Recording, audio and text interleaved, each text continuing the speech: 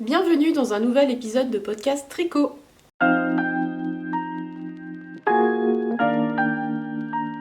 Bonjour à toutes, j'espère que vous allez bien. Je vous retrouve aujourd'hui dans un nouvel épisode. J'ai envie de dire encore une fois enfin, puisque j'aurais aimé revenir avant, mais je n'ai pas eu le temps. Et sans vous mentir, j'ai un peu perdu le mojo tricot là. Courant février, fin janvier, c'était pas ça. J'avais plus trop envie de prendre les aiguilles, alors que je travaillais sur des trucs trop chouettes, mais je sais pas. Une petite lassitude s'est installée sur les projets que j'étais en train de réaliser. Et puis un manque de fil dont je vous parlerai après, qui a un peu lancé ce trop-plein. Voilà.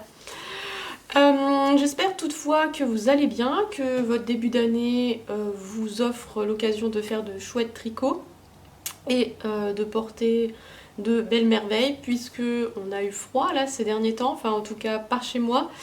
Il a fait beau et là il recommence à faire froid, donc on a encore cette chance de porter des vêtements tricotés. Voilà, donc j'espère pas encore trop longtemps, puisque là, mi-mars, on a envie de soleil et on a envie de printemps. Voilà. Donc je ne vais pas tarder plus longtemps, puisque j'ai quand même quelques petites choses à vous montrer et quelques nouveautés surtout. Donc voilà, je me lance tout de suite avec les projets terminés. Et mon premier projet terminé, pardon, c'est quelque chose de tout basique, tout simple, sur lequel je ne vais pas m'éterniser, mais c'est ceci, c'est un headband. Voilà, que j'ai réalisé vraiment en 2-2 avant de partir en vacances à la neige, où il n'y avait pas de neige, mais voilà, il fallait quand même prévoir de mettre ses oreilles au chaud. Et comme je n'avais pas de bonnet, je me suis dit qu'un petit headband rapidos, ça serait parfait.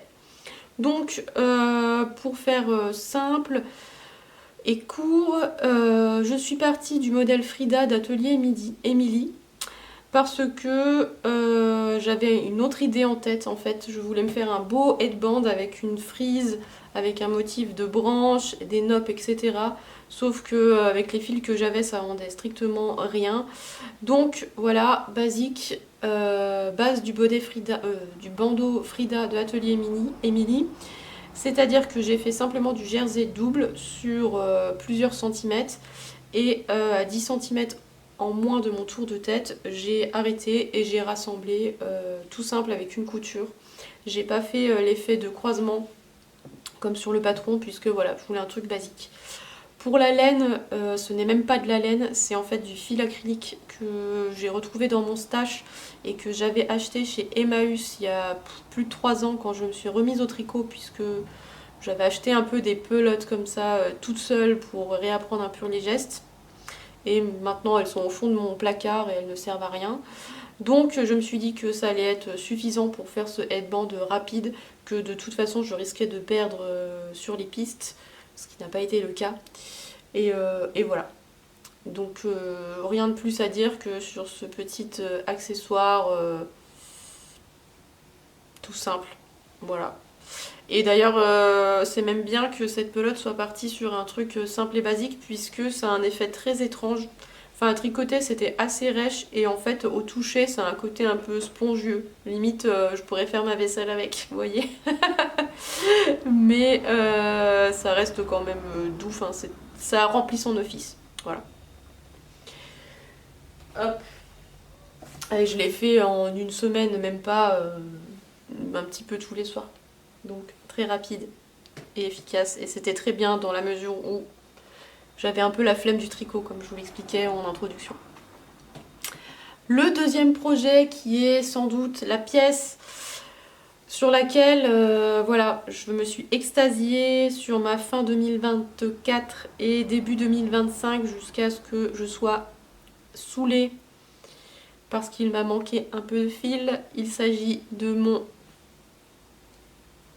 Stockholm sweater de petite knit, qui est dans une couleur d'une beauté incroyable. Voilà. C'est ce pull-ci. Tac, tac, tac. Alors, je l'ai tricoté en laine de chez Drops, de la alpaca numéro 30. Non, pas 30, n'importe quoi. 90-29 coloris champ de blé, que j'ai doublé avec du fil de mohair Kit Silk, toujours de chez Drops, coloris 30 curry. Voilà. Et donc ces deux fils ensemble, ça rend ce tissu mais trop beau. Voilà, qui est à la fois jaune, doré, vert, voilà, mordoré. Il est juste trop beau. Et dans mon précédent épisode, je vous expliquais que ce pull en fait a pour finalité de devenir un dupe d'un pull de chez Cézanne qui s'appelle Suzon. Le pull Suzon de chez Cézanne, que je trouve très très très beau et qui est au prix de 130 € je crois, 129 €. Et voilà, et j'avais envie de faire un dupe, dupe pour dupe quoi. C'est-à-dire avec les mêmes couleurs, les mêmes motifs, etc. À peu de choses près que je ne ferai pas autant de fleurs que sur le patron, enfin que sur le pull vendu par la marque. Et donc là, bah, je l'ai terminé dans sa construction. Il me reste à y broder les fleurs, que je ferai en R de chez Drops toujours, coloris 02. Voilà, et donc je viendrai y broder des fleurs sur le tour et je pense que cette association sera très belle. Voilà, donc le fil est un peu gros, mais pour faire des fleurs un peu imposantes, j'aimerais qu'elle fasse au moins cette taille là. Je sais pas ce que c'est, vous ne verrez très certainement rien, mais voilà. Donc pour vous parler du pull, je l'ai commencé le 29 décembre 2024. C'était vraiment le dernier projet que j'ai monté sur l'année et j'espère que ce soit le premier projet terminé. Bon, c'est mon premier gros projet, c'est certain, mais j'aurais pensé l'avoir fini plus vite. J'avais bien attaqué et tout, et arrivé, je sais plus, fin janvier, début février, paf, plus de fil, plus de mohair. Pour faire quoi? Une poignée de manches et le col. Donc voilà, donc j'ai racheté une pelote et j'ai dû utiliser, je sais pas, 30-40 mètres dedans. Donc il m'en reste une. Et donc là, j'ai un peu tiré la tête. Mais bref, donc je ne l'ai fini que là, ce mardi, dimanche 9 mars. Et voilà. Donc pour la construction, on commence par monter les mailles du col au dos. Et ensuite, enfin les mailles du col au dos, le maille du dos tout simplement. Et en fait, on va avancer en faisant des rangs raccourcis pour dessiner les épaules. Et ensuite, on va relever les mailles pour faire l'avant. Et on va faire un panneau arrière, un panneau avant, et à certaines dimensions, on va rassembler l'avant et le dos pour faire le corps. Voilà, c'est vraiment très facile à faire. Débutant compatible, si vraiment vous cherchez un premier pull, c'est assez simple. Il y a juste la technique des rangs raccourcis à l'allemande à maîtriser, mais voilà, c'est easy, en fait, c'est très facile. Ensuite, on déroule le corps, on vient faire les côtes et on rabat. Et vient ensuite le moment de relever les mailles pour faire les manches. Donc on fait les manches. Pareil, moi je me suis fait un peu un casse-tête pour les manches parce que j'ai mal compris le patron. Donc j'ai démonté à chaque fois 3 fois les manches de chaque côté. Ça m'a un peu saoulée aussi, alors qu'en fait c'est un truc basique à faire. Mais voilà, je suis emmêlée les pinceaux dans mon travail. Et donc on relève les manches, on fait quelques rangs raccourcis et après on déroule la manche sur X centimètres. Et tous les temps de rang, on fait une diminution pour vraiment avoir une manche fitée au bras. Et on finit avec des côtes. Voilà. Dans le patron Suzon dans le pull Suzon de Cézanne, les manches ne sont pas fitées. Mais bon, voilà, moi j'ai préféré partir sur vraiment le modèle Stockholm. Voilà. Les modifs que j'ai fait, parce que j'en ai fait, mais vraiment rien de fou, c'est que je n'ai pas fait les diminutions qui sont normalement prévues sous les manches. Je ne les ai pas faites pour vraiment avoir un côté un peu droit. J'en ai fait juste avant les côtes. J'en ai fait 8, je crois, sur le même rang, pour avoir un effet un peu boxy. Et j'ai fait des côtes moins longues, c'est-à-dire que pour le corps et la manche, normalement je crois que c'est 8 cm de côte, moi j'ai fait que 4 cm à chaque fois. Voilà, j'avais pas envie d'avoir des longs manchons. Oh, ça se voit que j'ai pas parlé depuis longtemps à une caméra, hein. Des longs manchons. Et à la fin, on vient relever les côtes, enfin les mailles pour faire le col, qui est un col double. Donc moi je n'ai pas relevé autant de mailles que préconisé sur le patron parce que je voulais quelque chose d'un peu plus près du cou. Là c'était un peu plus large et donc là je me suis dit que c'était serré, c'était bien. Et donc c'est un col double, première fois pour moi que j'en faisais un et c'est super facile en fait, vraiment simple. Donc voilà, on relève ses mailles, on fait le nombre de côtes qu'on souhaite, enfin, en tout cas soit en fonction du patron, soit moins. Et après on vient faire un jeu sur 3 rangs de une maille tricotée, une maille, enfin deux mailles ensemble, un jeté, deux mailles ensemble, un jeté, et après ça en fait ça crée le rabat de notre col. Et on vient tricoter le dernier rang avec un relevé de maille en bas, voilà, pour que ça maintienne le col et on rabat. Voilà. Voilà pour mon Stockholm sweater, je suis vraiment trop contente, il est trop beau. Maintenant il faut juste que je brode les fleurs dessus. Donc il est terminé sans être terminé, puisqu'en fait le patron est terminé mais mon projet mental ne l'est pas. Faut pas que je tarde trop à faire mes fleurs, mais il faut que je m'achète une bonne aiguille à tricoter avec un chat assez grand pour passer ce fil là, puisque la mienne est un peu petite. Donc voilà, et puis il faut que je m'entraîne un petit peu et que je trouve vraiment mon canevas en fait pour faire des fleurs de même taille partout. Donc voilà, pour le projet, c'est faire des fleurs ici le long de l'encolure et peut-être quelques-unes au niveau de l'épaule. Peut-être une de chaque côté, plus une au milieu. Pardon. On verra. Je vous présenterai, je l'espère, tout ça dans le prochain épisode de podcast. Mais en tout cas, voilà, vous le reverrez, c'est sûr, avec des fleurs. Et il sera encore plus beau que maintenant. Voilà. J'en suis trop contente, il est vraiment chouette. Et j'ai hâte de le mettre. Voilà. D'autant que pour le printemps, ça pourrait être sympa encore, cette couleur-là, les débuts de printemps. Ça serait cool. Et donc, je ne vous ai pas dit, mais j'ai tricoté mon pull avec des aiguilles. Je n'ai même pas noté, mais c'était du 4 mm pour le corps et du 3,5 pour les côtes. Elle préconise du 3 petite knit. Moi, je n'ai pas d'aiguille 3, donc je l'ai fait en 3,5 et ça me va. Ça me va très bien. Et en termes de fil, j'ai utilisé 5 pelotes d'alpaca.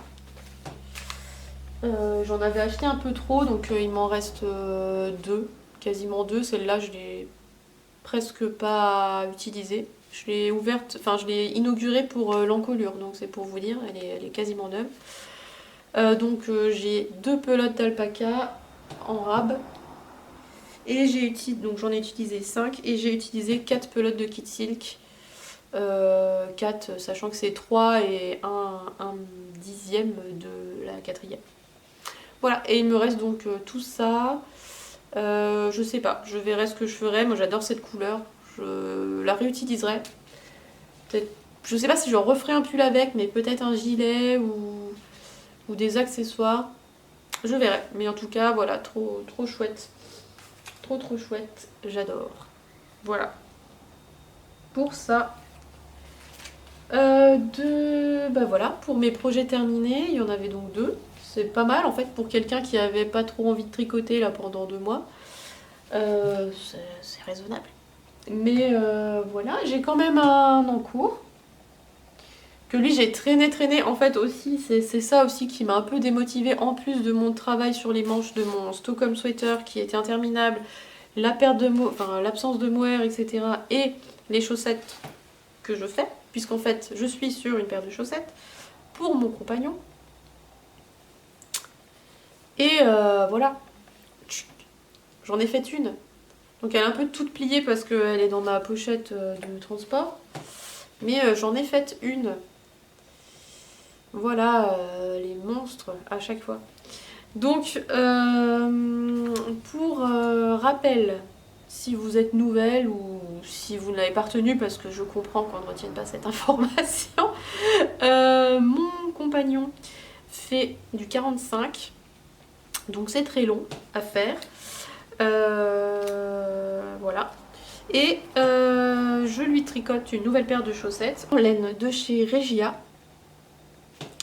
que j'avais acheté en vacances cet hiver en Croatie quand j'étais dans ma famille. Et donc c'est de la Regia 4ply, 4 couleurs, qui est en fait le coloris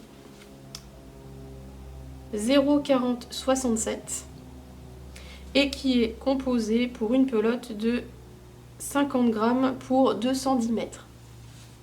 Voilà. Et j'ai utilisé donc une pelote entière pour cette chaussette. C'était mon but. J'avais pas envie d'avoir de reste puisque ben voilà, c'est quand même un tissu un peu particulier. Voilà. Et voilà, je voulais pas de reste du tout. Donc je vais faire la même chose pour la deuxième chaussette. Je vais partir de cette pelote et let's go pour dérouler. Donc que dire sur cette chaussette? Donc c'est une chaussette à la vanille comme on dit, avec ma recette perso, enfin perso voilà, que j'utilise tout le temps. Donc moi je pars toujours de la pointe pour faire mes chaussettes et je suis donc partie d'une pointe en étoile et j'ai fait mes augmentations jusqu'à obtenir 72 mailles, ce qui convient au pied de mon compagnon. Et j'ai déroulé jusqu'à faire mon talon, donc j'ai 27 cm et demi ici. 27 cm et demi au pied. J'ai fait un talon en rang raccourci. Je relis mes notes. Voilà. J'ai fait un talon en rang raccourci, tout simple. Toujours avec la même laine, j'ai pas fait de contrastant et j'ai pas changé. Et ensuite j'ai repris mon rythme de chaussette pour faire la tige et les côtes. Donc moi ce que j'aime faire quand je fais les chaussettes, c'est qu'en général je commence mes côtes quand on a l'arrondi de la chaussette qui se commence ou se termine en fonction. Et j'attaque mes côtes, donc voilà. Et donc j'ai 15 cm de côte ici, côte 2-1. Et voilà, donc j'ai fait 15 cm de, enfin 15 rangs, pardon, 15 rangs de côte volontairement puisque voilà, je voulais aller au bout de ma laine. Et j'ai fait un rabat élastique classique qui fait encore un effet chou-fleur. Mais voilà, en fait j'avais pas d'aiguille sous la main quand je l'ai terminé pour faire un rabat à l'aiguille. Donc j'ai fait un rabat élastique tout basique, mais voilà, et ça planira au blocage. Voilà, quand j'aurai fait la deuxième chaussette. Et bah maintenant il me reste plus qu'à me lancer hein, pour faire la deuxième. Je sais pas combien de temps j'ai mis pour faire la première, je vous avoue j'ai pas compté et c'est pas bien grave. Voilà, de toute façon il n'est pas pressé, hein. Il sait qu'à chaque fois que je me lance dans une paire de chaussettes pour lui, ça n'arrive pas à temps parce que je promets des trucs, mais comme il y a des grands pieds, bah je ne suis pas dans les clous. Voilà, donc la deuxième chaussette bientôt pour le prochain épisode. Oups.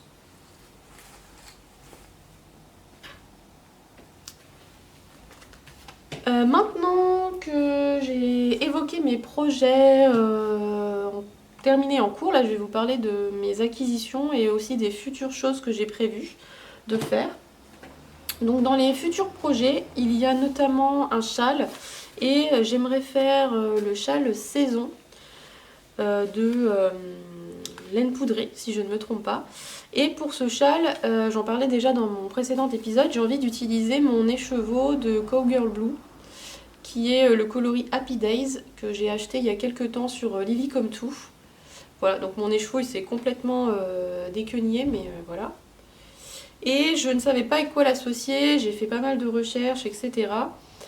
Et finalement, je me suis dit que j'allais partir sur un violet mauve, que ça pourrait être sympa. Donc là, en termes de couleur, c'est peut-être un peu flash ce que vous avez. Oh, ça a l'air d'aller. Je verrai en retour caméra, enfin sur ordinateur. Mais voilà, je voulais mettre en valeur ce très bel écheveau. Et donc je suis partie sur une autre couleur un peu violet, comme je vous disais, et j'ai choisi cette teinte. Voilà, donc il est un peu plus bleu que le mauve qui est ici. Mais j'ai eu pas mal de difficultés à trouver quelque chose qui aille avec.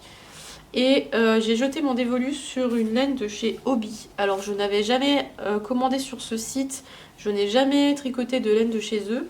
Et j'avais un peu de scrupule à ne pas partir sur une belle laine pour mettre en valeur un écheveau de teinturière. Mais force est de constater que ce que j'ai trouvé qui pouvait convenir était vraiment trop cher par rapport à mon budget. Donc voilà, j'ai un peu traîné, galéré et j'ai jeté mon dévolu là-dessus. Donc Hobby, je ne connais pas. C'est un peu flou. Voilà. Donc je n'ai jamais tricoté de laine de chez eux, mais on verra bien. Donc c'est de la Unicorn, 75% mérino laine et 25% polyamide, pardon. Coloris 11. Voilà. Et c'est pour aller avec. Donc je pense que ça ira bien. Je n'ai toujours pas décidé si je faisais la dentelle en Cougar Blue ou en Unicorn. J'ai eu plusieurs conseils, plusieurs propositions de votre part, donc je verrai bien. Il faut que je fasse des échantillons pour voir qu'est-ce qui rend le mieux. Et donc voilà. Donc dans les acquisitions, j'avais profité d'une promo chez Hobby, je crois que j'ai payé 7 € mon écheveau au lieu de 12 € je crois, quelque chose comme ça. Donc on verra bien. Ce sera le prochain projet que je vais monter incessamment sous peu. Enfin, genre dans les 15 jours. Un autre achat que j'ai réalisé en janvier, quand je suis allée à Paris, je suis passée chez Lille Wiesel. Parce que j'avais envie de voir un peu sa boutique et j'ai craqué sur des écheveaux de laine qui sont juste trop beaux et qui sont ici. Voilà, la couleur est trop incroyable.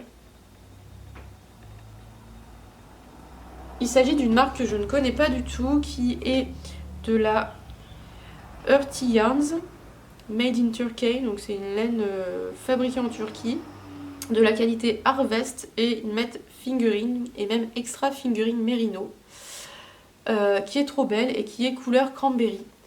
Donc elle était en promo puisqu'en fait Lille Wiesel arrêtait cette teinte.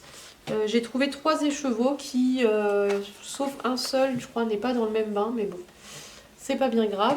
Ils sont trop beaux et j'aimerais me faire un pull normalement de printemps. Bon, je sais que là, vu le rythme auquel je tricote, il sera pas pour le printemps, mais bon, tant pis. Voilà, je ne sais juste pas ce que je vais faire avec en termes de modèle. Et je ne sais pas aussi comment la tricoter. Je vous explique. En fait, c'est de l'extra fingering. Donc, c'est-à-dire qu'elle se tricote en 3 mm seule. Ça va être long si je me fais un pull en juste 3 mm. Donc, il faudrait que je la double éventuellement. Mais je ne sais pas avec quelle qualité et surtout quelle couleur. Voilà. En fait, je n'arrive pas à trouver de teinte qui aille vraiment parfaitement avec celle-ci, quoi. Ah là, c'est la bonne couleur. J'ai regardé dans les roses, tout ça, pas convaincue. Du coup, je me tâtais peut-être à faire du rouge. J'hésite, il faut que je regarde. J'avais vu chez Lille Wiesel de la Alva de chez... le nom ne me revient pas. La Alva de chez... Bon, je vais vous l'écrire ici. Qui pouvait rendre, mais elle avait un petit sous-ton blanc et je sais pas si ça allait bien avec ça, parce qu'en fait c'est assez fou quoi comme couleur. C'est vraiment peps et je sais pas, ça met de bonne humeur. Et j'ai pas envie éteindre cette teinte. Éteindre cette teinte. Donc à voir. À voir, et pareil, je sais pas trop quel modèle utiliser pour le mettre en valeur. Soit je refais un Stockholm Sweater, mais 2 fois le même pull à la suite, je sais pas si ça va me motiver de fou. Ou peut-être le pull tulipe. Je sais pas, on va voir, il faut encore que je médite. Mais ce serait bien que je trouve une réponse parce qu'elle est vraiment trop belle cette couleur et j'ai vraiment envie de la tricoter. Voilà. Encore des acquisitions. Je me suis lâchée parce que même si j'avais le mojo en berne là, j'ai acheté des trucs de tricot. Pour celles qui me suivent sur Instagram et ici, vous vous doutez que j'ai acheté le livre de Cynthia Vallée, Mouche et ses amis, et je suis trop contente de l'avoir acquis parce que il est quasiment out of stock partout. Et moi je l'ai acheté sur le site du Knitit. Voilà, pendant les soldes, ça valait vraiment la peine. Il était à moins 50%. Donc avec les frais de port, j'ai eu pour 18 €. Mais je suis trop contente parce que à partir de ce lundi 17 mars commence un nouveau cal que j'ai initié autour des peluches de Cynthia. Et on est actuellement 18 à se lancer dans l'aventure, et le projet étant que chacune choisit le patron de son choix et le tricote. Voilà, et l'idée c'est qu'à la fin on ait toute notre petite ménagerie ou notre petit zoo, comme l'a dit une des participantes. Coucou Agathe. Donc ça sera trop cool. Moi je vais partir sur la petite canne qui est Nana la canne. Voilà, c'est celle-ci. Donc je vais partir sur Nana, que je ne vais pas faire en canne mais en canard pour mon compagnon, puisque lui quand il a ouvert le livre et l'a feuilleté, il est tombé fan de Nana pardon. Mais il le veut en col vert, donc c'est à dire que ça sera nano. Donc voilà, je vais utiliser des laines de mon stash, enfin des laines, je pense que il y a de la laine et de l'acrylique, que je vais vous mettre à l'écran puisqu'en fait j'ai oublié de les prendre avec moi. Et voilà, donc le cal est du 17 mars au 20 avril. Donc si vous souhaitez rejoindre l'aventure, n'hésitez pas à m'écrire, ça se passera sur Instagram. On a un groupe de discussion qui est déjà bien lancé. Je l'ai créé hier soir et les tricopines échangent déjà pas mal, donc ça fait super plaisir. Donc voilà, si vous voulez vous joindre à nous, écrivez-moi, je serai ravie de vous retrouver par là et de vous intégrer à la discussion. Voilà, et à la fin ce sera super cool de pouvoir vous montrer quelques réalisations de chacune.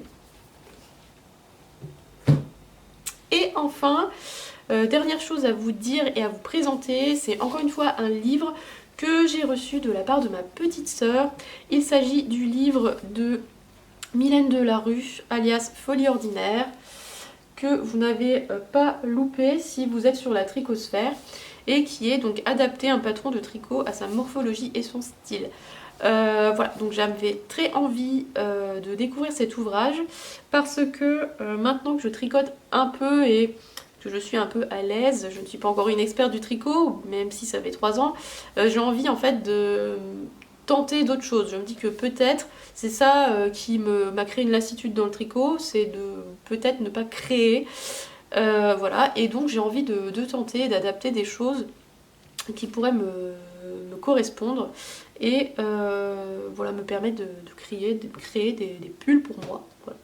Non pas des patrons, mais en tout cas des pulls qui pourraient me plaire, voilà, qui seraient issus de ma création.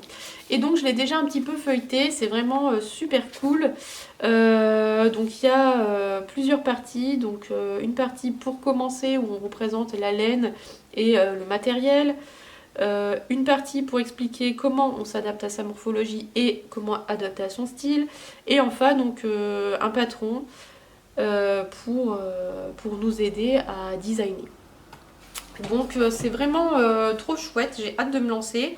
J'ai un peu peur puisqu'il y a une phase de calcul, hein. Forcément on ne crée pas des patrons comme ça hop, par magie, mais voilà, donc moi je suis très nulle en maths, hein, il faut savoir, j'ai même une peur panique des maths. Et donc voilà, j'ai vu qu'il y avait pas mal de produits en croix à faire, ça reste simple, mais rien de me dire que waouh, il va falloir calculer, je me fais déjà des films dans la tête. Mais bref, donc j'ai hâte quand même de tenter ça. Et je me dis que ça pourrait être l'occasion de vous faire des vidéos un peu spéciales ou différentes pour vous présenter mes futures réalisations à partir de ce livre, tout en sachant qu'elles ne se feront pas demain, mais en tout cas au cours de l'année. Voilà, voilà un petit peu ce que j'avais à vous dire. J'espère que ça vous aura plu, que ça vous aura intéressé. En tout cas, je suis très contente d'être revenue en vidéo, même si j'ai eu quelques couacs et que ma caméra n'a pas forcément été toujours coopérative. Je vous remercie, j'espère que ça va pour vous. Merci aussi toujours d'être plus en plus nombreuses à vous abonner, ça fait chaud au cœur de voir que ce que je présente peut vous plaire. Dites-moi un peu dans les commentaires ce que vous faites en ce moment, quels sont vos projets dans l'année. Voilà, si vous aussi vous avez eu des pannes de tricot et si vous avez réussi à les surmonter, voilà, je me sentirais peut-être un peu plus motivée à me relancer à fond parmi tous les milliers de trucs que j'ai à gérer, mais voilà. Sur ce, je vous laisse, je vous dis à très vite dans une prochaine vidéo et sur Instagram, et n'hésitez pas à continuer à me suivre en vous abonnant et en likant. A bientôt, ciao.